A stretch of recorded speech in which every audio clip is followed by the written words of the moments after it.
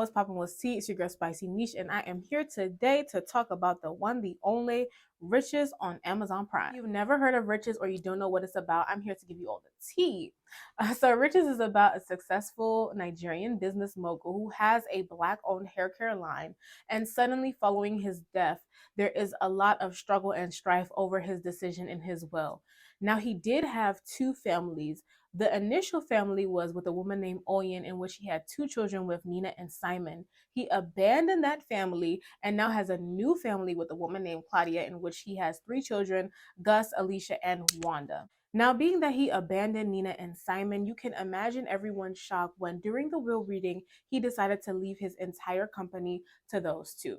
So throughout the series, you see the power struggle between Nina and Simon versus Claudia and her children just to fight over the company asset. Now, do bear in mind that Onya, Nina's mom, initially started this company with Stefan before he abandoned her. So in Nina's mind, she is kind of, I guess, defending her mom's honor and taking back what was rightfully theirs. Oya, Nina's mom, wants nothing to do with this company. Once Stefan abandoned them, they moved to New York, and Nina and Simon both have successful businesses there. Now, throughout this series, there are a lot of plot twists and a lot of moving characters. So I'm just going to kind of go through all the characters and how they contribute to the series. So like I said, Nina and Simon are Oyen's children, the initial family that Stefan had, and then Alicia, Gus, and Wanda are Claudia's children. So Claudia, again, is Stephen's current wife, and there's nothing you can do to convince me that this woman did not kill her husband. There's even a scene where she was gardening at, like, I believe her like getaway house or something, and her friend was like, oh, be careful with those plants. They used to call them the husband killers. I genuinely feel like she probably killed him slowly, and that's why he had a heart attack. But there's no evidence yet to confirm that throughout the series, but we'll just see within the next season what happens with that. So then we have Dre, the accountant, who is sleeping with Claudia, Stefan's wife. Now, while Nina is running the company as the new CEO, Dre is kind of going behind her back to give Claudia all the intel as to what Nina is doing within the company. Now, initially in the beginning, nobody cares for Dre, but I feel like throughout the series, he kind of grew on me, and you can't help but feel a little bit bad for him towards the end, because in retrospect, when you are within a big company, especially as the accountant, anything that goes wrong kind of just falls on you. Now, with that being said, once Nina does take over as CEO, it is discovered that 20 million is missing from the company funds. Not $20 million, 20 million pound sterling is missing from their company funds. So she is working throughout this series to discover who took the money, if it was embezzled, if her father was the one embezzling the money, or where exactly the company funds went. Now we move on to Maureen. She is the entrusted secretary of Stefan. She knows the ins and outs of the business. She knows most of his secrets. But throughout the series, you can kind of just see that she knows more than she's letting on to, and then towards the end, you kind of see why. She always gives Nina bits of information to kind of like push her in the right direction, but never is fully outright explicit with everything that's going on. Gideon now is the entrusted lawyer of Stefan. He's the one who had the will. He's basically like the family lawyer, and so he knows sort of all the financials of the will and everything like that. Now, initially, I did trust Gideon. I feel like he wanted what was best for the company, what was best for Nina and Simon. But then by like the third episode, I was like, why is he so nosy? Like, why does he want to know every little thing that's going on? And then by the end, you kind of see why he was doing that. Now, Simon obviously is Nina's brother, but he doesn't really want anything to do with the company. He has his life back home. He's trying to have a child. So you really see him more so as Nina's support system throughout the show. Now, Alicia is Claudia's first child, but she never really had a place throughout the business because she has dyslexia.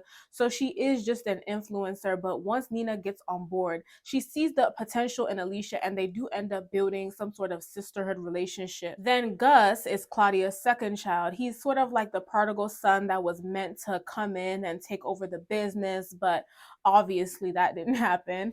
And initially he was very resistant towards Nina, but I feel like once he kind of saw that she is in there for the greater good of the company, he did kind of join forces with her a little bit just to kind of uplift the company as a whole. So in the first episode, Gus is pulled over at a traffic stop by a cop, and he feels like it is wrongfully so, and it was an act of racism. So throughout the series, he's working diligently to bring that cop to justice.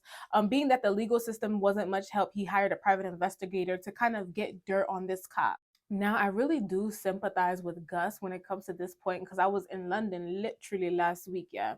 And I was in my friend's car and I looked to the left of me and somebody's staring at me and he's like, oh, it's the cops. Because, you know, they pull up in any and everything over there, any type of car. So I rolled down the window and he's like, okay, you guys pull over, yeah.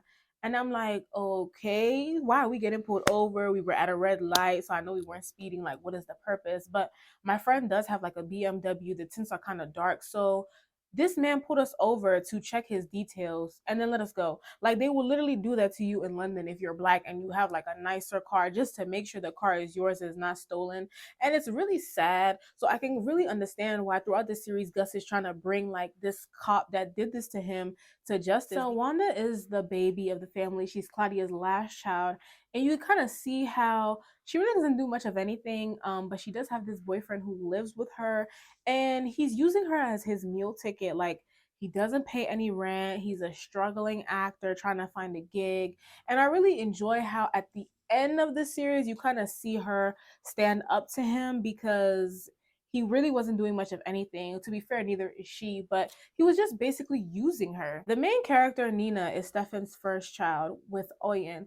And I enjoy how you kind of see flashbacks from Stefan, like just helping her, encouraging her. Like both of her parents really encouraged her to be a strong independent black woman and to take up space, because throughout the series you see how the reason they started this brand was because there was just no room for them, and how they were always just looked down upon. So they really worked to create a name for themselves, to create a brand for themselves so they could take up space in corporate America. Another thing I really did enjoy about this series is like how nostalgic it is. If you've lived in London or you've been to London, like you will literally look at some places and be like, oh, that's Canary Wharf, or oh, I've seen that skyline, or I know where that is, or I've seen the Uber boat. So it was very nostalgic, at least for me. I did have a friend complain to me and say, oh, they didn't use any known actors except for Gideon, which I know from XYZ.